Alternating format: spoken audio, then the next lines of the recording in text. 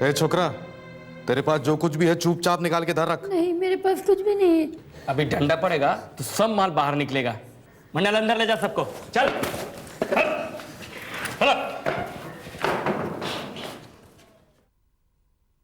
कैसे चोर को ले आया तो है? जब किसी के पास कुछ भी नहीं है। चोर लोग है साला, माल हाथ नहीं लगने देते। लेकिन अपनी फिक्र करी ना, मैं जानता हूँ इन हरामियों से माल कैसे बाहर निकाला जाता है। कहाँ जा रहा है? स्टेशन डायरी एंट्री करनी है। अरे खामोगा काहे को काम बढ़ा रहा है तू? है मजिस्ट्रेट के पास तो जाना ही है, वापस आएंगे तो खाते में एंट्री करवा देंगे और क्या। गुलाल साहब, गुलाल किधर है?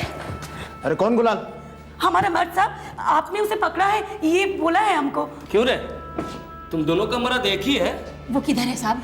उसको क्यों पकड़ा है साहब? उसे क्या किया है? हमें उससे मिलना है साहब। चुप करो। कर 20 टका दो तभी उससे मिल सकता है। 20 रुपया? तारा तोरी कर, नहीं तो जा इधर से और ज्यादा चकचक मत कर, अपने पास टाइम नहीं है। नहीं साहब, अब कमला तू यही रुक, मैं उससे मिलकर आती हूँ।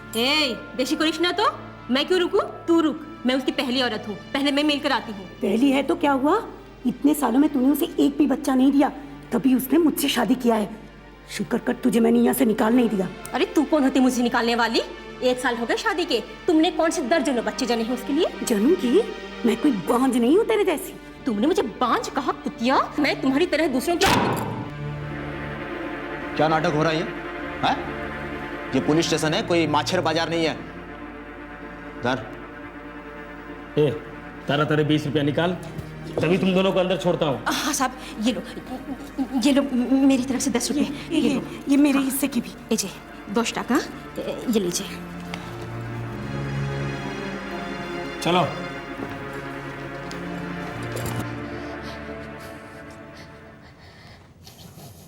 ए छोकरा, पहली बार है क्या? अभी अपने आंसू क्यों बर्बाद कर रहे हैं? सुन, कल मजिस्ट्रेट के सामने थोड़ा बहुत रो के दिखा देना और अपना गुनाह कबूल नहीं करना, छूट जाएगा। अच्छा है मजिस्ट्रेट। हाँ, चलो चलो जल्दी करो, चलो। तूने फिर किसी का पॉकेट मारा है? क्या बोला था तूने कि फिर से चोरी नहीं करेगा? बोल। चुप, इधर भी आ गई मेरा भेजा तलने। तुमने कहा था नया धंधा शुरू करेगा, यही धंधा है तुम्हारा? मालूम है घर में 1 पैसा नहीं है, और ऊपर से हवलदार ने 20 रुपया लेने हम दोनों से तुमसे मिलाने का। और तुम दोनों ने दे दिया? अरे कौन सा मैं मरा जा रहा था। अरे एक दिन तुम लोग मेरी सूरत नहीं देखोगे तो तुम्हारा खाना हजम नहीं होता है क्या? हजम होने के लिए खाया किसने है? सवेरे से तेरा रास्ता देख रहा था, अभी तक खाना भी नहीं खाया। और मैंने भी नहीं खाया। अरे तुम घर जाके खा लो ना। और सुनो, यहाँ दोबारा आने की जरूरत नहीं है, कल मैं आ जाऊंगा घर। अब जाओ, और फिर मत आना, जाओ। अरेस्ट होना और मैजिस्ट्रेट के आगे पेश होकर छूट जाना मिदनापुर कलकत्ता के गुलाल दूहा जैसे छोटे मोटे चोरों के लिए आम बात थी। फैक्ट्री में लॉकअप होने के बाद से उसने चोरी का रास्ता अपना लिया था। इसी सिलसिले में वो 4 दिन अंदर और 4 दिन बाहर रहता था। यही वजह थी कि उसने अपनी बीवियों को निश्चिंत रहने को कहकर वापस भेज दिया। लेकिन वह नहीं जानता था कि इस बार की कैद कुछ और ही रंग लाने वाली थी। नहीं, मैं आपको फोन करता हूँ ना सर। ठीक है सर, ठीक है, ओके सर।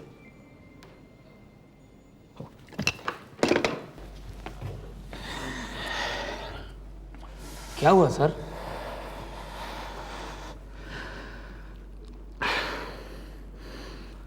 हमारे ऊपर बहुत बड़ी जिम्मेदारी आ गई है इधर। कौन सी जिम्मेदारी सर?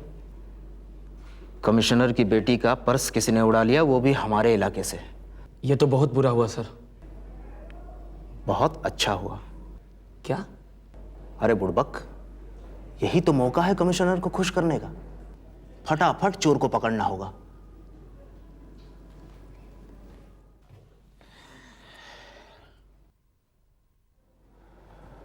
धर, तूने आज कुछ लोगों को पकड़ा है ना?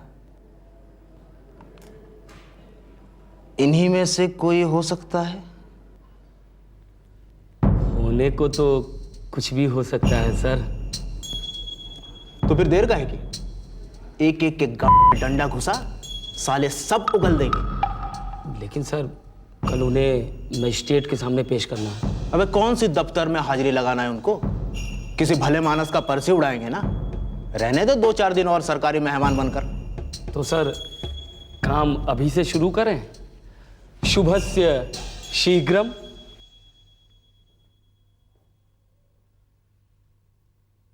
हट साला, वो मजिस्ट्रेट साहब की बेटी का पर्स था। मुझे पता है तुम्ही लोगों में किसी ने चुराया है। बताओ नहीं तो साले एक एक की जान ले लूंगा। एक एक बच्चा है सर, उसको क्यों मारता है? तू बता पर्स कहाँ है? मजिस्ट्रेट के पास लेके जाएगा तो बताएगा। मजिस्ट्रेट साले, मजिस्ट्रेट के सामने बताएगा तू मुझे? बोल पर्स कहाँ है? मैं सच बोलता हूँ, मैंने पर्स नहीं लिया है। आजा गोली का। बता पर्स कहाँ है? मैंने नहीं लिया। साले दो औरतें को ऊपर चढ़ता है, इतनी चर्बी चढ़ गई है तुझे? बहुत मस्ती चल रहा है। बता पर्स कहाँ है? मैं सच बोलता नहीं लिया।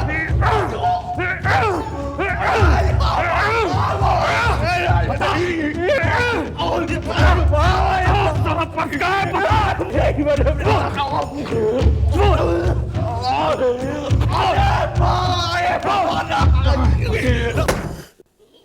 दो दिनों के बाद भी जब गुलाल नहीं लौटा, तब कमला और माधवी उससे मिलने पुलिस स्टेशन पहुंचे।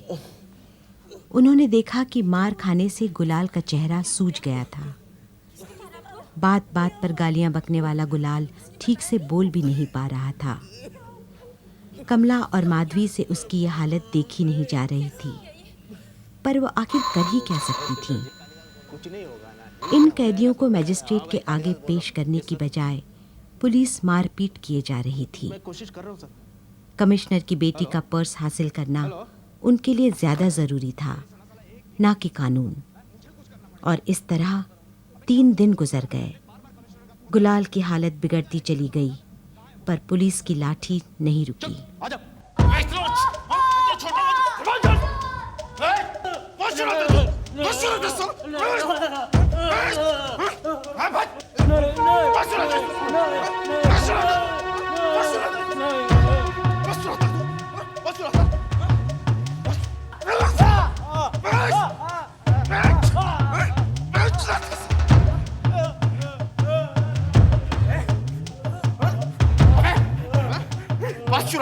मैंने नहीं चुराया, मैंने नहीं चुराया, मैं बोला तो सामने, मैंने चुराया नहीं, मैं बोल मैं क्या कर रहा था? मैंने नहीं,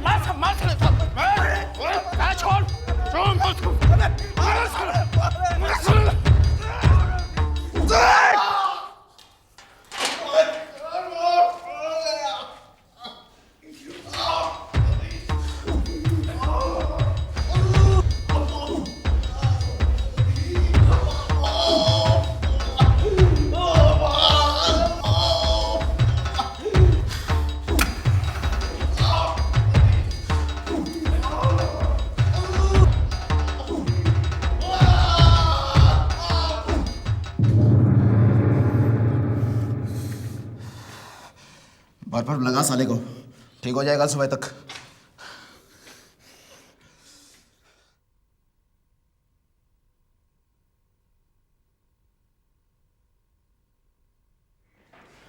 सर वो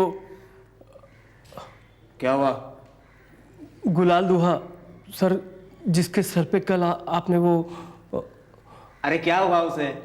सर उसके सर पे बहुत चोट लगी है सर, वो बेहोश हो गया है। अरे मैंने रात को ही कहा था उसके सर पर बर्फ लगा दो। मर तो नहीं गया ना साला? No sir. डर देखना उसे। कुछ नहीं सर, साला नाटक कर रहा है। आप चाय पियेंगे ना? ए मंडल, 2 गर्मा गर्म चाय बोल फटाफट जा। और सुन जी, डॉक्टर को भी बुला ले, दिखाई देते हैं साले को।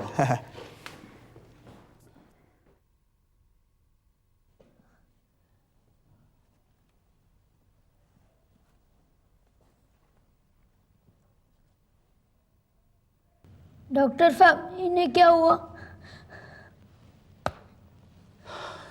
कुछ नहीं। जब उसे कुछ हुआ ही नहीं है तो फिर हॉस्पिटल लेके जाने की क्या जरूरत है? सदर हॉस्पिटल ले जाना ही पड़ेगा इंस्पेक्टर। क्या बात कर रहे हैं? इतना कुछ नहीं हुआ है, यहीं पर ठीक हो जाएगा। नो, चोट बहुत गहरी है, यहां कुछ नहीं हो सकता। तुम लोग भी थोड़ा संभल कर नहीं मार सकते? साला, जिसे देखो हमें ही सिखाता रहता है। ठीक है, अगर उसे सदर हॉस्पिटल लेके जाना है तो कागज में लिख कर दो। All right. आज तारीख है 17। ए भाई, तारीख वारीख लिखने की कोई जरूरत नहीं है, ठीक है? बस इतना लिख दो कि यहां इलाज नहीं हो सकता, इसलिए हम लोग हॉस्पिटल लेके जा रहे हैं।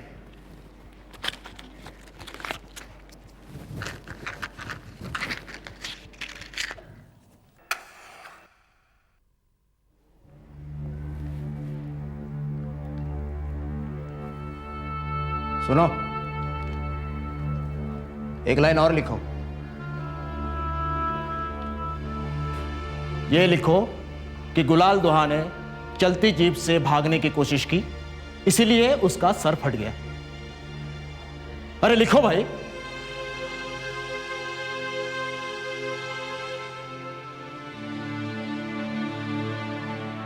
चार दिन बीत गए पर गुलाल नहीं लौटा। किसी तरह थोड़ा पैसा इकट्ठा करके कमला और माधवी गुलाल से मिलने पुलिस थाने पहुंची। उनसे 20 रुपए लेने के बाद पुलिस ने उन्हें बताया कि गुलाल को डॉक्टर के पास ले जाया गया है और कुछ ही देर में वो वापस आ जाएगा। दोनों वहीं बैठकर इंतजार करती रहीं। दूसरी तरफ कालिदास और विश्वजीत अपना गिरेबान बचाने की फिक्र में थे। वे खुद गुलाल को जीप में बिठा के सदर अस्पताल की ओर चल पड़े, पर तब तक शायद बहुत देर हो चुकी थी। साहब, 5 घंटे हो गए हमें बैठे हुए, हमारा मर्द अभी तक नहीं आया। वो ठीक तो है ना?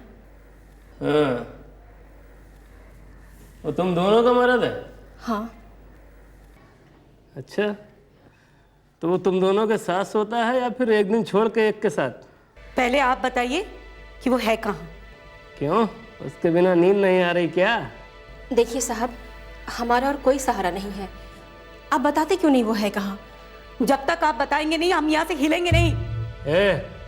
ज्यादा ऊंची आवाज में बात करने की जरूरत नहीं है, बाहर जाके बैठो। नहीं। अरे आपको शर्म नहीं आती? कितने घंटे से हम लोग यहाँ बैठे हैं, आप लोग बताते क्यों नहीं हो कि आप लोगों ने हमारे मर्द को कहाँ भेजा है? बताइए ना, बोलो। मोदी, नहीं, नहीं जाएंगे, पहले ये लोग बताएंगे। बताइए। ओह, वो सदर हॉस्पिटल लेके गए हैं उसे। क्या? क्या हुआ है उसको? दूसरी तरफ कालिदास और विश्वजीत गुलाल को लेकर सदर हॉस्पिटल पहुंचे। वहां के डॉक्टर ने उसे मृत घोषित कर दिया।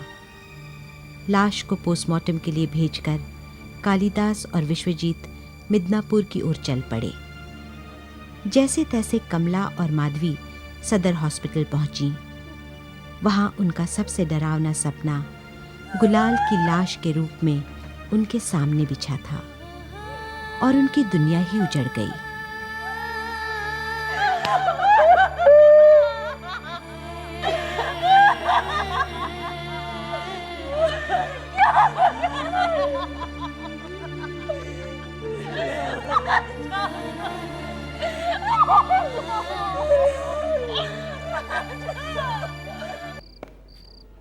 हाँ सर, बोलिए। आज की तारीख लिख। 17 अक्टूबर 1994। आगे लिख, गुलाल दुहा को अरेस्ट किया गया आज, शक के बिना पर। आज? लेकिन सर उसे तो हमने 12 तारीख को अरे बुड़बक, अगर 12 तारीख लिखेगा तो इंक्वायरी होगी कि हमने अगले दिन मजिस्ट्रेट के सामने पेश क्यों नहीं किया। इसलिए लिख, उसे आज अरेस्ट किया गया और उसको कल हम मजिस्ट्रेट के सामने पेश करने वाले थे, लेकिन इससे पहले उसने चलती जीप से कूदकर भागने की कोशिश की, मर गया।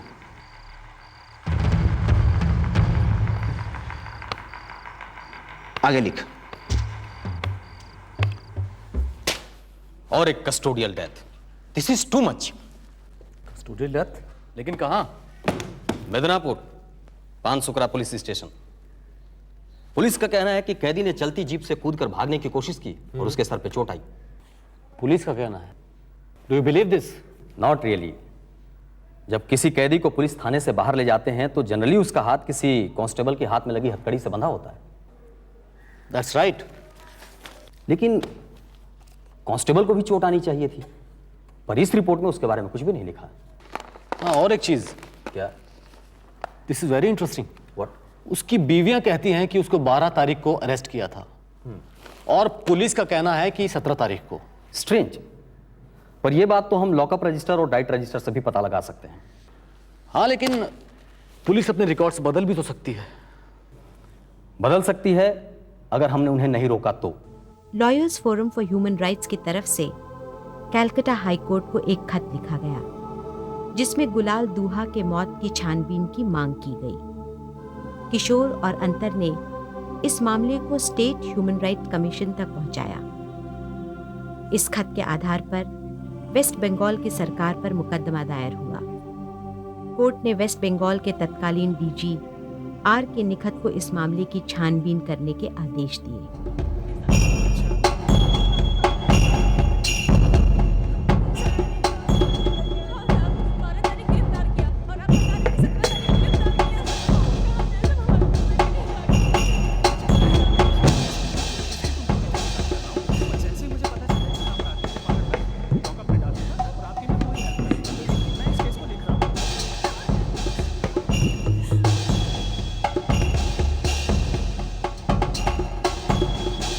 हाँ तो बताइए एसपी साहब, आपको दुआ की मौत के बारे में पता चला तो आपने क्या एक्शन लिया?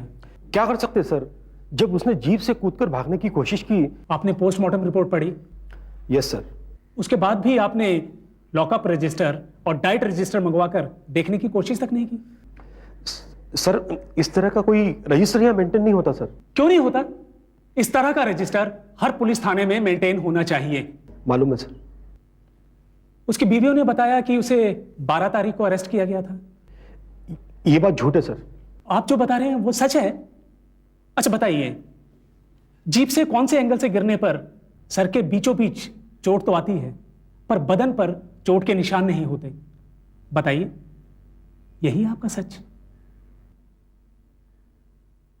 4 अप्रैल 1996 के दिन निखत ने अपनी रिपोर्ट कोर्ट के सामने रखी जिसमें यह साफ साफ लिखा था कि पुलिस अपनी जिम्मेदारियों से मुकर गई थी। इस रिपोर्ट के आधार पर कैलकाटा हाईकोर्ट ने पुलिस अधिकारियों के गैर जिम्मेदाराना बर्ताव की कड़ी निंदा करते हुए उन्हें गुलाल दूहा की मौत के लिए जिम्मेदार पाया।